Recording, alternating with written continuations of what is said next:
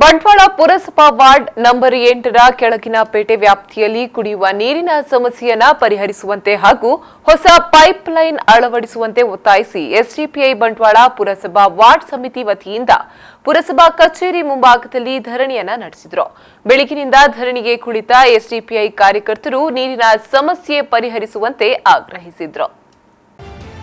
ಪುರಸಭಾ ಸದಸ್ಯ ಮುನೀಶ್ ಅಲಿ ಧರಣಿಯ ನೇತೃತ್ವವನ್ನು ವಹಿಸಿ ಮಾತನಾಡಿ, ಬಂಟ್ವಾಳ ಪುರಸಭೆಗೆ ಒಳಪಟ್ಟ ವಾರ್ಡ್ ನಂಬರ್ 8 ಕೆಳಗಿನ ಪೇಟೆ ವ್ಯಾಪ್ತಿಯಲ್ಲಿ ಪ್ರತಿ ಬೇಸಿಗೆ ಸಮಯದಲ್ಲಿ ನೀರಿನ ಸಮಸ್ಯೆ ಉದ್ಭವವಾಗುತ್ತಿದ್ದು, ಇದರಿಂದ ದಿನನಿತ್ಯದ ಕೆಲಸಗಳಿಗೆ ತೊಂದರೆಯಾಗುತ್ತಿದೆ.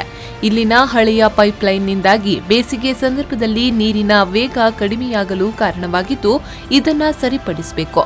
ಅದಲ್ಲದೆ ಬಹುಗ್ರಾಮ ಕುಡಿಯುವ ನೀರು ಯೋಜನೆಯ ಹೊಸ ಪೈಪ್ಲೈನ್ ಕಾಮಗಾರಿ ಕಳಪೆ ಹಾಗೂ ಅವೈಜ್ಞಾನಿಕವಾಗಿ ನಡೆದಿದೆ. ಹಲವು ಕಡೆಗಳಲ್ಲಿ ಈ ಹೊಸ ಪೈಪ್ಲೈನ್ ಒಡೆದು ಹಾನಿಯಾಗಿದ್ದು ನೀರು ಪೋಲಾಗ್ತಿದೆ. ಇದರಿಂದ ತಗ್ಗು ಪ್ರದೇಶವಾದ ಕೆಳಗಿನ ಪೇಟೆಯ ವ್ಯಾಪ್ತಿಯ ಸುಮಾರು 180ಕ್ಕೂ ಹೆಚ್ಚಿನ ಮನೆಗಳಿಗೆ ಸಮರ್ಪಕವಾಗಿ ನೀರು ಪೂರೈಕೆಯಾಗ್ತಿಲ್ಲ ಎಂದು ಆರೋಪಿಸಿದ್ದಾರೆ. ಬಂಟ್ವಾಳ ಕೆಳಗಿನ ಪೇಟೆಗೆ ನೀರಿನ ಸಮಸ್ಯೆ ಬಗ್ಗೆ ನಾವು ಧರಣಿಯನ್ನು ಕೂಡಿದ್ದೇವೆ. ಕಾರಣ ಏನಂತ ಹೇಳಿದರೆ, ಬಂಟ್ವಾಳ ಕೆಳಗಿನ ಪೇಟೆ ಒಂದು ತಗ್ಗು ಪ್ರದೇಶವಾಗಿದೆ. ಪುರಸಭೆಯಲ್ಲಿರುವಂಥ ಎಲ್ಲ ಪ್ರದೇಶಕ್ಕಿಂತ ಬಹಳ ತಗ್ಗು ಪ್ರದೇಶವಾದಂಥ ಒಂದು ಪ್ರದೇಶವಾಗಿರ್ತದೆ ಕೆಳಗಿನ ಪೇಟೆ.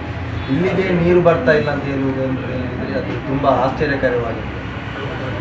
ನಾವು ಹಲವು ಬಾರಿ ಮುನ್ಸಿಪಾಲಿಟಿ ಮೀಟಿಂಗಲ್ಲಿ ಮತ್ತು ಮೌಖಿಕವಾಗಿ ಊರ ನಾಗರಿಕರು ಕೂಡ ಬಹಳಷ್ಟು ಬಾರಿ ಅವರು ಮನವಿಯನ್ನು ಕೊಟ್ಟಿರುತ್ತಾರೆ, ಹೇಳಿರುತ್ತಾರೆ, ಗಮನಕ್ಕೆ ತಂದಿರುತ್ತಾರೆ. ಇದು ಪತ್ರಿಕಾ ಮಾಧ್ಯಮಕ್ಕೂ ಗೊತ್ತಿತ್ತು.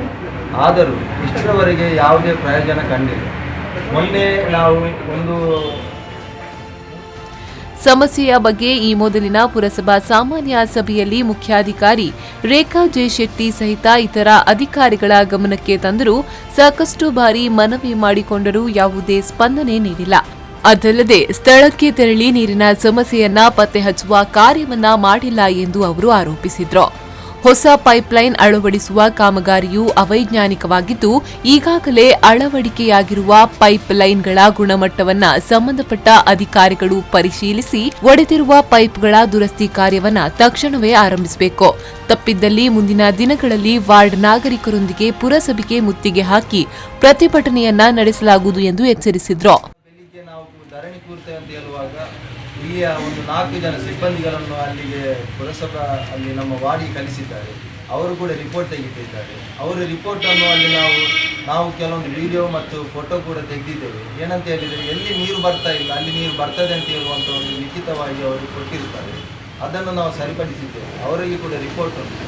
ನಾವು ಇವತ್ತು ಈ ಧರಣಿಯನ್ನು ನಮಗೆ ಈ ನ್ಯಾಯ ಸಿಗುವವರೆಗೂ ನಾವು ಇಲ್ಲಿಂದ ಎದ್ದೇರುವುದಿಲ್ಲ ಅನ್ನುವಂಥ ಒಂದು ನಿರ್ಧಾರದಲ್ಲಿದ್ದೇವೆ. ನಮಗೆ ಇವತ್ತು ನೀರಿನ ಸಮಸ್ಯೆ ಶಾಶ್ವತವಾದಂಥ ಪರಿಹಾರ ಬೇಕೇ ಬೇಕು ಅಂತ ನಿಲ್ಲುವಲ್ಲಿ ನಾವು ಎಷ್ಟು ಮನೆ ಟೋಟಲ್ ಮನೆಗಳು 188 ಮನೆ ನಮ್ಮ ವಾರ್ಡಲ್ಲಿ.